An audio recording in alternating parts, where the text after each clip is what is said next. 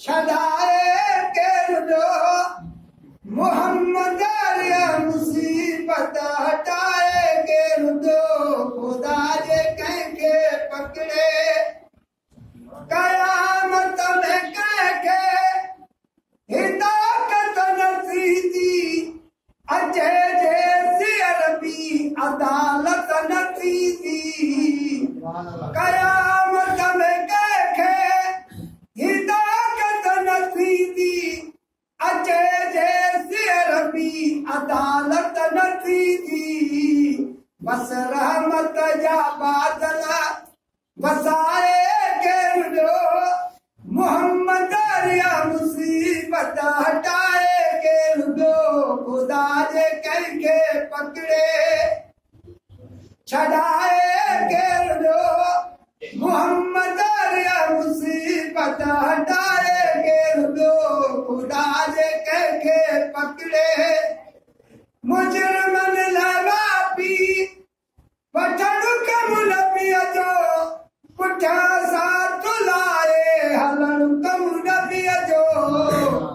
मुजरिमनि लाइ माफ़ी वठणु कमु नबीअ जो पुठियां साथ लाए हलणु कमु नबीअ जो मझा पाए मोमिना बचाए केरु ॿियो मोहम्मद मुसीबत हटाए केरु ॿियो ख़ुदा जे कंहिंखे पकड़े छॾाए केरु ॿियो मोहम्मद मुसीबत हटाए केरु ॿियो ख़ुदा जे कंहिंखे पकड़े बची केरु सघंदो भला सिलसिले में सुपार छॾंदो पियो सजण फैसले में बची केरु सघंदो भला सिलसिले में सुपार छॾंदो पियो सजण फैसले में मंझा पाए मोमिना बचाए केरु ॿियो मोहम्मद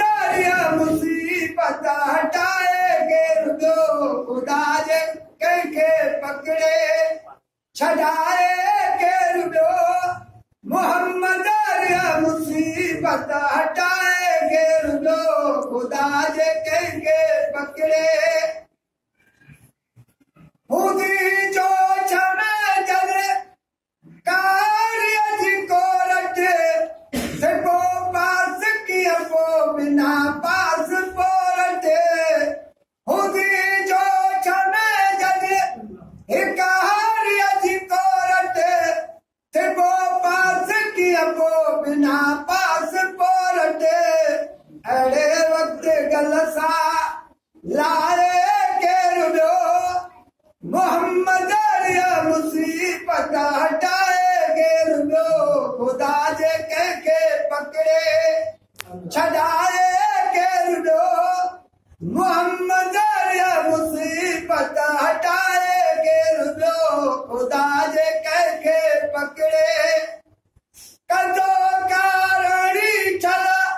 अज़ाबनि खया जो महेसर मोहम्मद ज़ामिन असांजो कंदो कारणी छल अज़ाबनि खया जो महेसर मोहम्मद ज़ामिन असांजो ग़ुलाम नबी कमड़ा मिटाए